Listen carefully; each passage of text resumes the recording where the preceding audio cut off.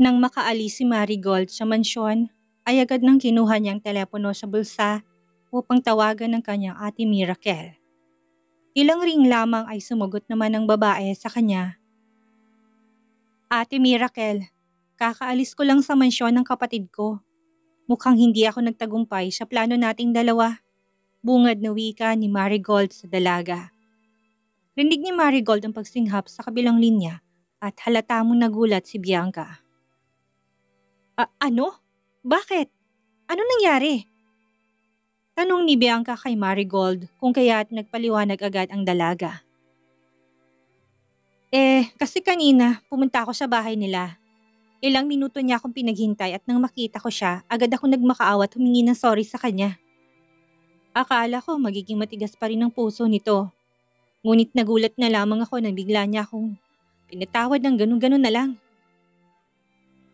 Hindi ko alam kung bakit hindi naman siya galit na galit sa akin, pareho nung nakaraan. Hindi man lang nga ako nahirapan na humingi ng tawad sa kapatid ko. Dahil ilang minutong nakalipas ay napatawad niya na ako. Nakakapagtaka. Ibig sabihin, pinatawad ka na ng kapatid mo? Tanong pa ni Bianca kung kaya't napatango si Marigold. Oo, Ate Miracle, tama ka.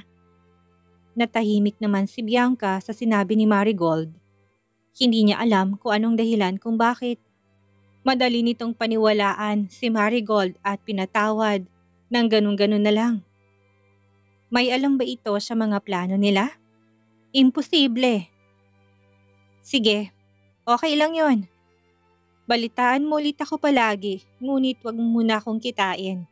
Mahirap na. Utos ni Bianca sa dalaga kung kaya't naintindihan naman yon ni Marigold. Sige po Ate Miracle, mag-iingat ka. Nga pala, matanong lang yung sinabi mong professor sa akin. Nung nakaraan na kilala ng misteryosong si Dr. Miracle. Sino nga yon? Tanong ni Bianca sa dalaga. Kumunot ang noo ni Marigold at naguguluhan sa tanong ng kaibigan. Si Professor Isabel Smith yon. Isa sa sikat na propesor sa UP University. Bakit mo na itanong? Sabi niya sa akin, inimbitahan ka niya sa gaganaping seminar nito sa paaralan. Ang sabi pa nga niya ay tinanggap mong offer kaya tuwang-tuwa ako. Wait, is she lying to me? Tanong ni Marigold kay Bianca. Agad na nakaisip ng palusot si Bianca. Siya nga yun. Sige, naalala ko na. Salamat Marigold. Kahit na naguguluhan si Marigold sa kausap ay tumawa lang siya ng mahina. Mukhang makakalimutin si Dr. Miracle ngayon. You should take a rest, ate. Ako nang bahala sa plano natin. Huwag kang mag-alala. Tumawa rin si Bianca at nagsabing, Kaya nga O sige na, bye na. Mag-iingat ka. Mabilis namang pinuto ni Bianca ang linya at napahigpit ang hawak sa telepono. Huminga siya ng malalim at kinalma ang sarili. Mabuti na lamang at boba itong kausap niya. Madali niyang mauto kung kaya't naniwala naman sa kanya. Professor Isabel Smith, bulong niya sa sarili. Saka napangiti na nakakaloko. Agad siyang bumaba papunta sa garahe at pumasok sa kotse. Pinaandaran niya ito at bumiyahe sa UP University. Ilang oras din ang biniyahe nang makarating sa paaralang iyon. Kinanong pa siya ng guard kung anong pakay at nagsabi naman siya. Nang totoo kung kaya't pinapasok siya ng bantay. Alam niyo ho ba kung nasaan ang office ni Professor Isabel? Tanong ni Bianca at matamis na nginitian ng matandang lalaki. Kita naman ang pamumula ng pisngi ng guard at tila ba na halina sa kanya. Nasa medicine building. Nariyan lang sa first floor, miss. Makikita mo naman agad yon dahil bungad na bungad yon sa building. Straight mo lang ang daan. Sad ng guard kaya napatango siya. Nag-drive siya papasok at pumunta sa parking area. Nang makalabas siya, ay dumiretso agad si Bianca sa medicine building. Maraming mga estudyante pinagtitinginan siya. but she doesn't mind. Tama ngang guard dahil nang makarating siya sa building ay bumungad sa kanya ang office ng professor. Agad siyang kumatok sa pinto at nang marinig ang hudyat ng pasok ay doon siya pumasok. Sa loob ay nakita niyang nakaupo si Professor Isabel sa harap ng desk nito at nagsusulat sa notes. "Magandang umaga, Professor Isabel," bati niya sa matandang babae. Nang marinig ang boses niya ay kagad na napatingin sa kanyang matanda. Kumunot ang noo nito at pilit na inaalala kung sino siya. "Hi, Prof. Hindi mo ba ako nakikilala?" Tanong ni Bianca sa kanapangiti ng matamis siya matanda. Hindi eh. Maupo ka na muna, iha. Ano nga palang kailangan mo?" Tanong ni Prof. Isabel sa kanya. Dahan-dahan namang umupo si Bianca sa upuan na sa harap ng mesa. "Prof, hindi mo na ako naalala? Ako yung paborito mong estudyante noon. Si Miracle Mendez. Ako yung kaibigan ni Bianca Joaquin noon. Isa ring paborito mong estudyante dito. Kaya lang, kinuha na siya ng maaga ng may kapal, kaya ako na lang ang bumisita sa'yo ngayon."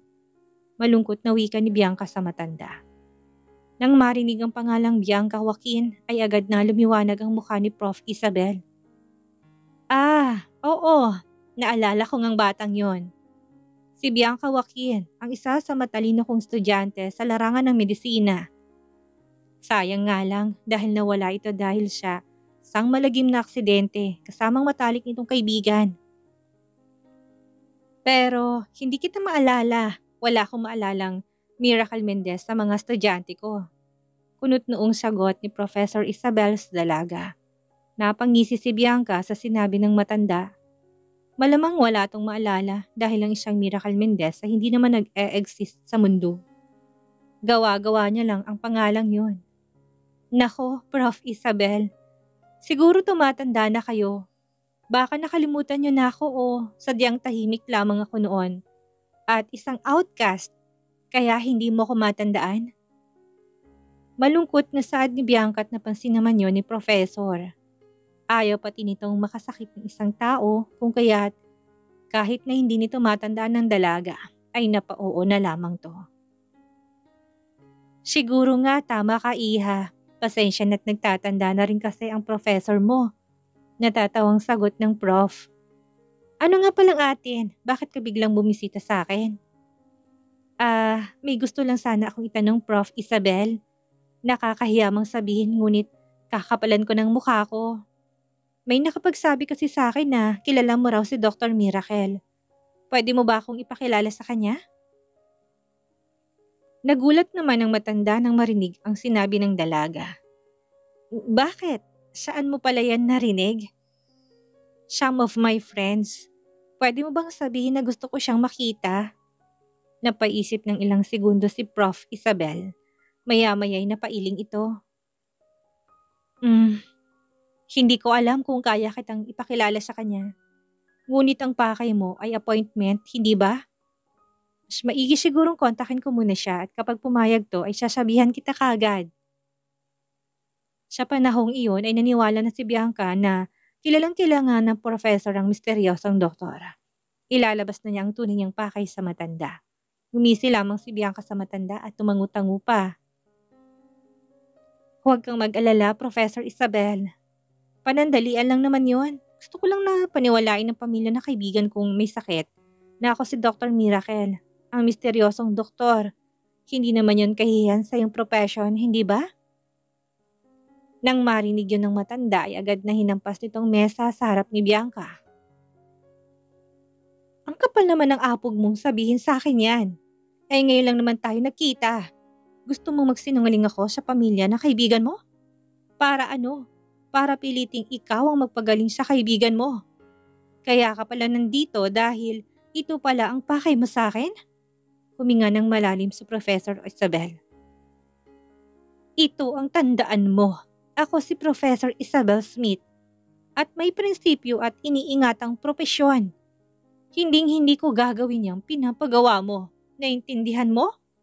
Baliw ka na." Tumawa ng mahina si Bianca at binigyan niya ng nakakalokong ngiti ang matanda.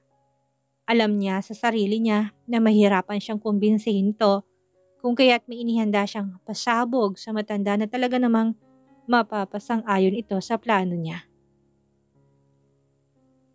Grabe ka, Miracle Mendez. O kung sino ka mang babae ka. Talaga bang doktor ka? Nasaan ang delikadesa mo? Hindi ka nararapat na maging doktor. Ikinahihiya ko naging estudyante kita. Galit na sigaw na Professor Isabel sa kanya, ngunit hindi siya natinag. Bagkus kinuha niyang maliit na larawan sa bulsa niya. May munti akong regalo sa inyo, Professor. Ngiting sagot ni Bianca.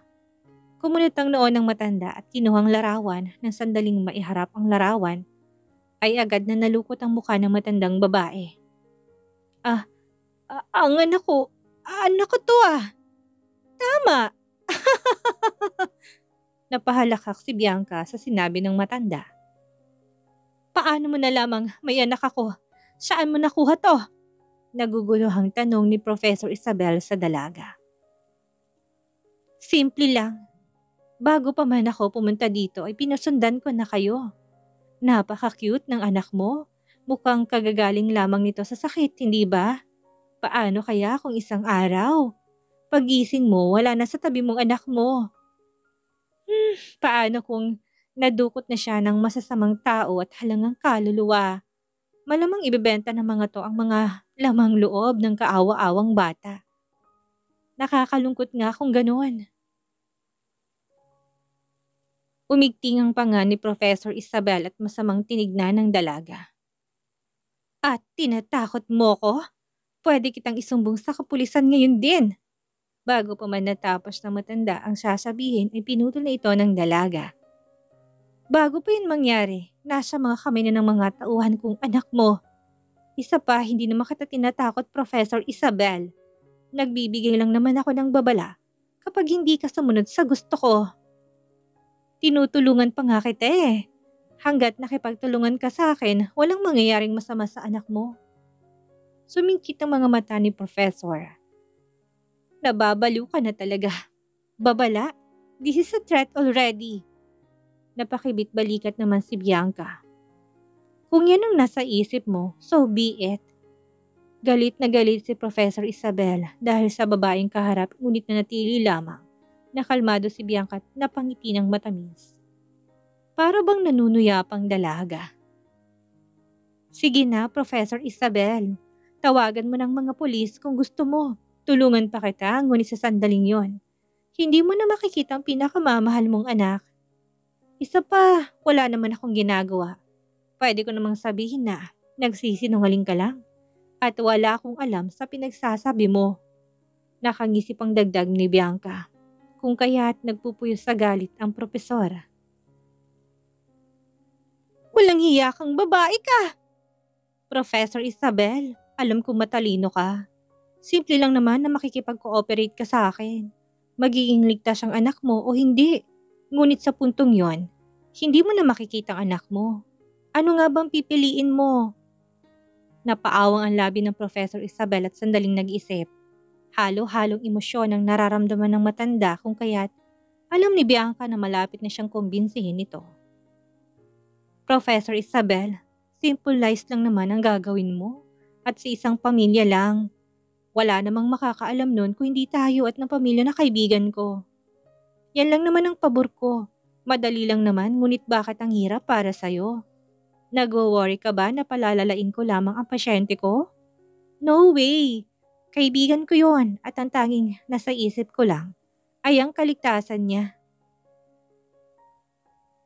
Kung experience lang naman ang hinahanap mo, marami ako niyan. Isa akong doktor sa sikat at kilalang ospital sa US at may patunay ako para dyan. Hindi ko alam. Professor Isabel, you don't have to worry. Gusto ko lang naman na sabihin mo na ako si Dr. Miracle. Yun lang naman, kapalit naman noon ay ang kaligtasan ng anak mo. Asahan mong hindi maapektuhan ang karir mo. Pangako yan. Kaya huwag ka nang mag-isip pa at sumang-ayon na sa akin. Sobrang pinagsisisihan ng professor na kausapit tong babaeng nasa harapan niya. Hindi niya alam na sa isang iglap ay magiging ganito ang pangyayari.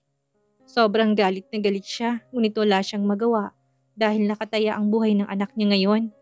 Pumikit ng mariin si Professor Isabel at dahan-dahang tumango. Sige, tutulungan kita.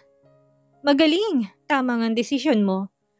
Tunay nga na napakatalino ng isang Isabel Smith. Nanatili pa rin nakasimangot si Professor Isabel at sinamaan ng tingin ng dalaga. Kaya lang naman ako sumang-ayon dahil wala akong choice. Kung hindi ako umoo ay baka mapahamak pang anak ko. Ngayong nakuha mo ng gusto mo, pwede ka nang umalis sa office ko. Galit na wika ng professor kung kaya't napatango si Bianca. Maraming salamat, Professor. Nakangiting sagot ni Bianca at agad na umalis sa silid. Sa isang malaking mansyon, nakaupo ang isang lalaki sa isang kulay gintong silya. Madilim ang mga mata nitong nakatingin sa isang nakaitim na lalaki sa harapan niya. Halata ang pakikinig, ang takot nito kung kaya't nanatili lamang tong nakayuko at walang intensyon na tumingin sa mga mata ng lalaking nakaupo. May balita na ba kayo kay Miracle? Tanong na lalaking nakaupo sa silya. Mayroon na po, boss, ngunit hindi namin yun nakukumpirma. Di kumpirmahin nyo kung totoo. Sigaw na lalaki kung kaya't napapikit ng mariin ang taong nakatayo. Ayon sa isang balita sa Pilipinas at kumakalat na rin ito sa mga social media, si Dr. Miracle daw ay nandun sa Pilipinas. Marami ang bali-balitang si Dr. Miracle Mendez ang siyang misteryosong miracle na hinahanap natin. Napaisip ang lalaki at hindi pa rin kumbinsido sa sinabi ng tauhan. Ngunit bakit lumabas ngayon ang doktor na yon? Hindi ba't nagtatago to? Siguro ngay fake news lamang yon. Hindi ka na ba natuto? Ilang beses ka nang nagpapaniwala sa fake news na yan. At kung fake news tong sinasabi mo, malilintikan ka talaga sa akin. Galit na wika na nakaupong lalaki. Umiling naman ang nasa harapan. Hindi, boss. I assure you, totoo ang balitang ito. Tumawa ng mihinang lalaking nakaupo. Di bali na. As long as may balita ka tungkol kay Dr. Miracle, kahit na fake news pa to ay papatusin ko. Mahirap na. Hindi natin pwedeng pakawalan pang doktor na yon. Hindi ko hayaang maunang kapatid kong makahanap kay Dr. Miracle. Dahil kapag nangyari yon, hindi ko makukuha ang buong ari-arian ng pamilya namin, kasama na ang Shin Company.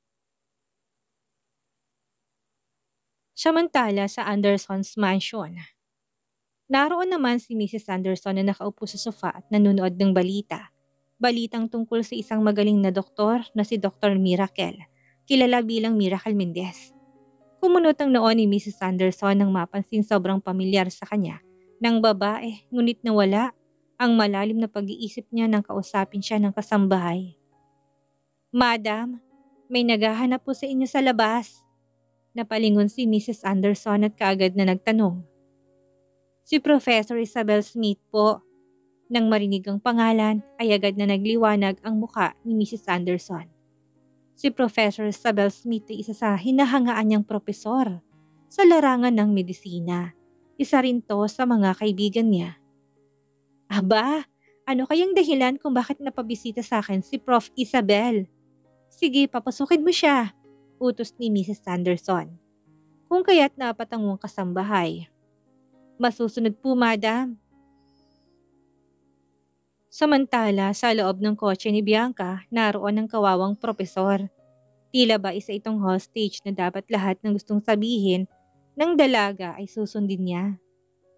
Professor Isabel, alam mo nang sasabihin mo, hindi ba? Matalino ka at may tiwala naman ako sa'yo.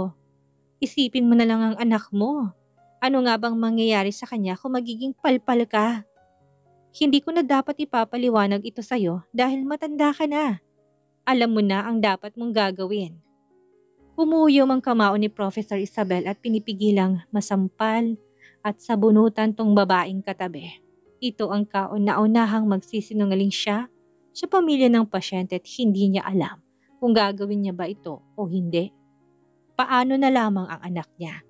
Hindi niya rin alam na sa mga Andersons pala sila pupunta at sa kaibigan niya pa. Nagkandaletse-letse ng buhay niya. Alam kong gagawin ko, Miracle Mendez. Hindi mo na sa akin dapat na ipaalala. Siya na lang naman tunay ang iyong pakay sa pamilyang ito. At sana, totoong ililigtas mong kaibigan mo.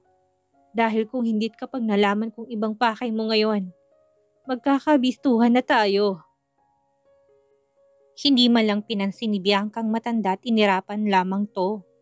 Dumiretso na agad sila sa loob kung kaya't sinuot ni Bianca ang matamis niyang ngiti. Ilang minuto ring naghintay ang matanda nang makapasok sa loob si Professor Isabel at may kasama pa tong dalagang hindi niya kilala. Sumingkit ang mata niya at pilit na inaalala ang mukha ng dalaga at napasinghap siya nang makilala to. Ito ang babaeng nakita niya sa TV kani-kanina lang. Yung pinaghihinalaan ng mga tao na si Dr. Miracle. Magandang umaga, Mrs. Anderson. Magalang nabati ni Prof. Isabel sa matandang nakaupo sa sofa. Agad namang tumayo at nakipagkamayan si Mrs. Anderson saka ngumiti ng matamis sa kaibigan. Magandang umaga rin, Prof. Isabel. Sino nga palang kasama mo at bakit ka napabisita sa aking bahay? Kunot noong tanong ni Mrs. Anderson sa propesor. May gusto sanang kausapin kayo. Ito nga pala si Miracle Mendez, isang doktor galing sa US. Walang ganang pagpapakilala ni Prof. sa matanda. Ngumiti ng matamis si Bianca at magalang na binati ang matanda. Magandang umaga, Mrs. Anderson. Ako nga pala si Miracle Mendez. Isa po akong magaling na doktor galing sa US. Malambing ang tono na iginawad ni Bianca sa matanda. Kumunot ang noo ni Mrs. Anderson at mas tinitigan pang dalaga. Nang makumpirmang tamang hinala niya ay agad na nagsalita siya. Ikaw yung babaeng nasa TV, bulalas ni Mrs. Anderson kay Bianca. Natawa naman ang mahina si Bianca at napatango. Ako nga ho yun, Mrs. Anderson. Lumingon naman si Mrs. Anderson kay Professor Isabel na kasalukuyang tahimik kanina pa. Wari may problema dahil sobrang lalim ng isip ng propesor. Nga pala, Prof, kamustang lagay ng anak mo? Balita ko napakalusog na nito. Salamat naman sa Diyos at gumaling na sa sakit ang batang yon. Sambit ni Mrs. Anderson kay Prof. Isabel. Kung kaya't napalingon ng profesor sa matanda. Lumipat ang tingin ni Prof. Isabel kay Bianca kung kaya't tinaasan lamang ng dalaga ito ng kilay. Huminga ng malalim si Prof. Isabel at pilit na ngumiti. Okay lang naman ang anak ko. Napakalusog na nito. Pasalamat ako kay Dr. Miracle dahil siya ang nagpagaling at nag-perform ng surgery sa anak ko. Kaya malaki ang utang na loob ko dito. Nanlaki naman ang mga mata ng matanda pati na si Bianca. Mukhang napakalaki nga ng naitulong ni Dr. Miracle sa professor na ito kung kaya't labis ang galit nito sa kanya dahil magpagpanggap siya bilang doktor na yon. Talaga? Kilala mo si Dr. Miracle? Sobrang sikat noon sa buong bansa at napaka-misteryoso. Kahit ako ay nahirapang magpabook sa kanya. Napakaswerte mo, Professor Isabel, dahil nagkita kayo ng isang highly reputable and good doctor in the world. Namamanghang sambit ni Mrs. Anderson. Halata sa mga mata nito ang saya at paghanga sa professor, lalo na kay Dr. Miracle. Napatingin si Bianca kay Professor Isabel.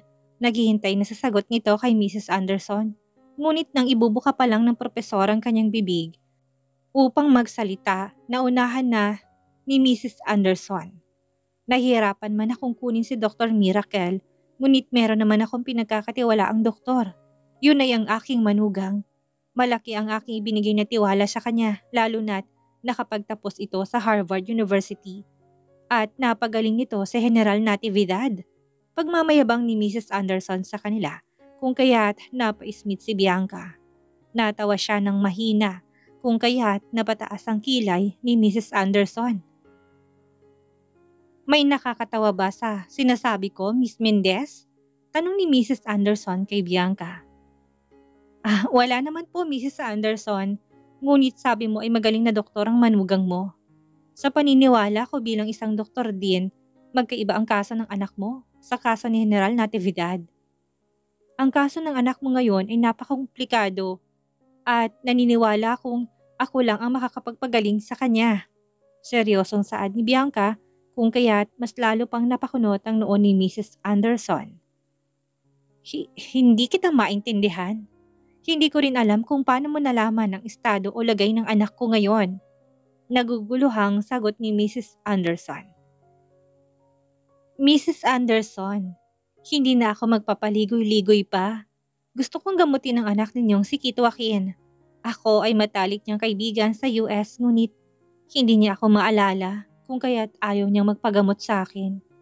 Naniniwala rin ako na nagkaroon siya ng sakit na tinatawag na selective amnesia kung kaya't may mga scene siyang hindi niya naaalala. Wait, ibig mong sabihin may amnesia ang anak ko? Paano nangyari yun? Naaalala niya naman kami. Agad na pinutol ni Bianca ang matanda. Ngunit naaalala niya ba kung ano ang dahilan? Kung bakit siya na-aksidente? Naaalala niya ba kung anong nangyari noong panahon na yon? Natahimik ang matanda sa tanong ni Bianca. Mukhang na-realize nito na hindi nga maalala ni Kit Joaquin ang mga nangyari bago pa man ito maaksidente. So, kaibigan ka ni Kit Joaquin. Bakit hindi ka bumisita sa kanya? Ngayon at sabihin na balak mong gamutin siya. Bakit sa akin ka pumunta? Tanong ni Mrs. Anderson. Alam niyo naman po kung ano ang ugali ng anak niyo. Matigas ho ang ulo at nagtangka na rin akong kausapin siya. Ngunit ayaw niya. Meron na raw siyang doktor at yun ang iyang asawa niya. Ano nga bang maitutulong ng asawa niya? Isa lang naman ito sa mga normal na doktor sa Pilipinas. Unlike me, isa akong magaling na doktor at may experience sa kaso ng anak mo. Nakausap mo naman na pala ang anak ko. Alam ko may rason kung bakit ayaw kanyang maging doktor. Hindi kita matutulungan sa gusto mo, Miss Mendez. Ayaw ko na ring pangunahan pang anak ko. Besides, kahit na isang normal na doktor lang ang aking manugang, ay alam kong paunti-unti magiging maayos na ang lagay ng aking anak. Sa mga kamay niya, her medical skills are not bad. At may tiwala kami sa kakayahan niya. Mahabang paliwanag ni Mrs. Anderson kay Bianca. Ngunit hindi natinag si Bianca at hindi pinansin ang paliwanag ni Mrs. Anderson. Matanong lang, hindi ba't kilala niyo si Dr. Miracle? Tanong ni Bianca saka sumulyap siya na kayo kong professor sa kanyang tabi. Humigpit naman ang pagkakahawak ni Professor Isabel sa kanyang hita at huminga ng malalim. Siguro naman alam yung mga cases niyang sumikat sa buong mundo. Isa na doon ang pagpapagaling sa mga paralisadong pasyente at may mga sakit sa puso. Lahat ng yun ay naisalibro rin at hanggang ngayon ay sikat na sikat pa rin sa mga articles, pati na sa mga social medias. Tama, nabasa ko nga yun. Isa rin akong avid fan ng misteryosong batang iyon. Nang maaksidente ang kanyang anak, ang una nga niyang tinawagan ay si Dr. Miracle. Ngunit sa hindi malamang rason, bigla na lamang nawala ang doktor at hindi na makontak pa. Ang sabi ng iilan ay nagtatago raw ito at ang iba naman ay baka nagkaroon na ng sariling pamilya at pinili ang tahimik na buhay. Kaya naman wala silang choice noon kung hindi ipasuri ang lagay ng kanyang anak sa iba't ibang doktor. Ngunit ni isa ay hindi malang napagaling ang anak niya. Bakit mo nga ba nabanggit si Dr. Miracle? Kilala mo ba siya? Ikaw, Professor Isabel, nandito ba sa Pilipinas si Dr. Miracle? Kung kaya't narito ka upang ibalita sa akin ito? Gulat na tanong ni Mrs. Anderson. Hindi nagsalita si Bianca, bagkus tinitigan niya ng matalim ang propesor na kanina pa'y tahimik sa gilid. Nang maramdaman ng propesor ang matalim na titig ni Bianca, ay agad siyang nagsalita. Mrs. Anderson, tama ngang sinasabi mo. Narito ako para sabihin nandito sa Pilipinas si Dr. Miracle. At ang misteryosong doktor na yon ay nasa harapan mo lamang. Si Dr. Miracle Mendez. Siya ang nagpagaling sa aking anak na may sakit sa US. At nakatrabaho ko rin doon. Napatakip naman ang bibig si Mrs. Anderson at hindi makapaniwala sa sinabi ng propesor. Ang babaeng nasa harapan niya ay si Dr. Miracle? Pasensya na kung ngayon ko lamang ito nasabi sa inyo. Ngayon lang kasi nagkaroon ng oras si Dr. Miracle. Natatakot naman si Miss Mendez na pumunta dito ng mag-isa since Hindi mo naman siya kilala at baka hindi mo pa siya paniwalaan kapag sabihin niya na siya at si Dr. Miracle ay iisa. Kaya naman pumunta siya sa office ko at nagpatulong sa akin. She was so curious about her old friend's state kung kaya't gusto niyang mapagaling to. Gumisi lamang si Bianca dahil sa sinabi ng propesor. Tama ngang bali-balita na ikaw si Dr. Miracle? Totoo nga ba na ikaw si Dr. Miracle? Hindi makapaniwalang tanong ni Mrs. Anderson sa dalaga. Muling umusbong ang pag-asa kay Mrs. Anderson. Ngayon na nasa harapan na nito si Dr. Miracle, ay tsak na 100% ng gagaling ang anak niyang si Kit Joaquin. Mabilis namang hinawakan ni Mrs. Anderson ang kamay ni Bianca at matamis na ngumiti. Miss Mendez, bakit hindi mo naman sinabing ikaw si Dr. Miracle? Ilang beses na kitang tinawagan, bakit hindi mo man lang sinasagot ang tawag ko? Hindi ba't sabi mo naman ay kaibigan mong anak ko? Tanong ng matanda kung kaya't agad na nakaisip ng palusot si Bianca. Sobrang busy lang po ako sa mga oras na yon. Alam niyo naman po kung gaano karami ng aking pasyente. Isa pa, hindi ko naman alam na si Kit Joaquin pala ang nangangailangan ng tulong ko at saka hindi ko naman kayo kilala sa mga oras na yon. Pasensya na po, Mrs. Anderson. Nang marinig ang paliwanag ni Bianca, ay napatango-tango ang matanda. Kaya pala, naiintindihan ko na. You can call me tita. Tutal, kaibigan ka naman ng anak ko. Tita, ako lamang po ang makakatulong sa kalagayan ngayon ni Kit. Kung kaya't nais ko humingi ng tulong sa'yo upang pilitin ang anak ninyo. Tumango naman si Mrs. Anderson at nagsalita. Iha, ako nang bahala sa lahat. Gagawin ko lahat ng aking makakaya. Kakausapin ko ang asawa ni Kit Joaquin. Huwag kang mag-alala.